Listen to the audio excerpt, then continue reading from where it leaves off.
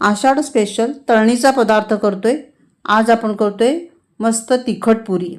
ही पुरी बघा किती मस्त अशी टम्म फुगलेली आहे। चवीला तर एकदम भन्नाट लागते आणि कलर बघा किती सुंदर आलेला आहे।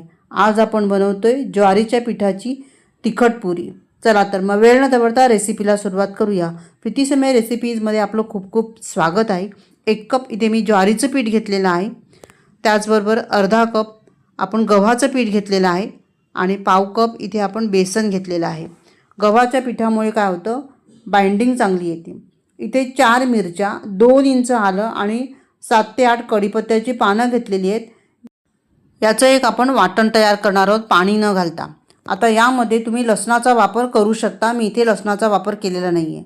मसाल्यांमध्ये 1 चमचा धना पावडर, अर्धा चमचा जिरा पावडर, पाव चमचा ओवा, 2 चमचे सफेद तीळ, थोडासा हिंग घालणार आहोत आपण। यानंतर अर्धा चमचा हळद, अर्धा चमचा लाल तिखट, चवीनुसार मीठ घालूया। यानंतर बारीक चिरलेली भरपूर कोथिंबीर घालायची। कोथिंबीरऐवजी तुम्ही कसुरी मेथीचा देखील वापर करू शकता। आता हे सगळं आपण व्यवस्थित एकत्र करून घेऊ। चांगलं हे मळून घ्यायचं आणि यानंतर आपल्याला थोडं थोडं पाणी घालून हे पीठ तयार करायचं आहे। पाणी मात्र आपल्याला इथे गरम वापरायचं आहे, तर इथे मी हे गरम पाणी तयार करून घेतलेलं आहे। आता मिक्सरच्या भांड्यामध्ये थोडंसं वाटण आहे ते देखील काढून घेते।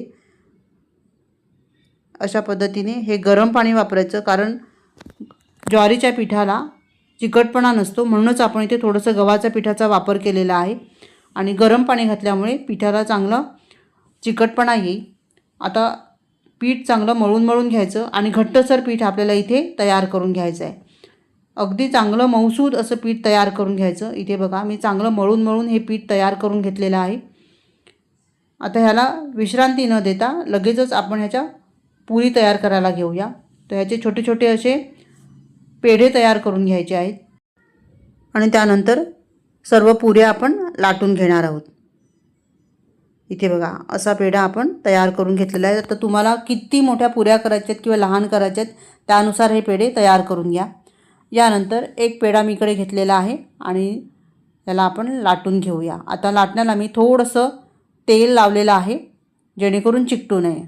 आता तुम्हाला जर तेल लावायचं नसेल तर तुम्ही पिठाचा देखील वापर करू शकता। तेल लावल्याने काय होतं, पुरी जी आहे ती तेलकट बनते, त्यामुळे शक्यतो तेलाचा वापर नाही करायचा।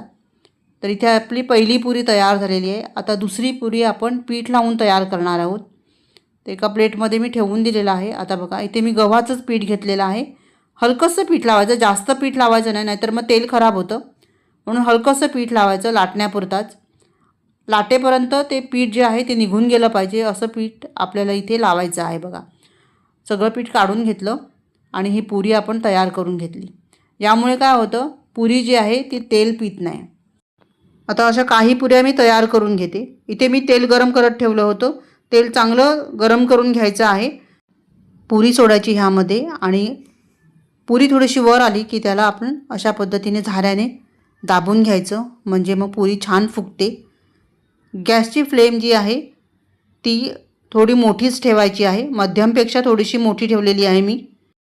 खालची बाजू चांगली आपण सोनेरी रंग येईपर्यंत तळून घ्यायची। यानंतर उलट करायची आहे पुरीला। पुरी जास्त वेळा तेलामध्ये उलटसुलट करायची नाही, नाहीतर मग तेलकट बनते। फक्त एकदाच पुरी उलट करायची आपल्याला आणि अशा पद्धतीने ही पुरी आपण तयार करून घेतली आहे। बघा किती मस्त पुरी, खुसखुशीत पुरी तयार झालेली आहे। याच पद्धतीने आपण दुसरी पुरी तयार करून पाहूया। बघा असा दाब द्यायचा की पुरी चांगली फुलते। अगदी मस्त हे टम्म अशी पुरी फुगलेली आहे। पुरी 3 ते 4 दिवस व्यवस्थित टिकते, त्यामुळे तुम्ही प्रवासालाही नेऊ शकता। मस्त ह्या पुऱ्या खूप स्वादिष्ट अशा लागतात। बघा किती मस्त ही पुरी फुगलेली आहे आणि त्याला रंगही खूप छान आलेला आहे। अगदी मस्त पुऱ्या होतात ह्या। चहासोबत खाऊ शकता, चटणीसोबत खाऊ शकता, नुसत्याही खाऊ शकतात। खूप चवीला छान लागतात ह्या पुऱ्या, पटकन होणाऱ्या आहेत। मुलांना टिफिनला देऊ शकता, सकाळच्या नाश्त्यासाठी तयार करून घेऊ शकता। बघा किती मस्त पुरी तयार झालेली आहे। आता या पुऱ्या बघा सगळ्याच पुऱ्या मस्त अशा टम्म फुगलेल्या आहेत।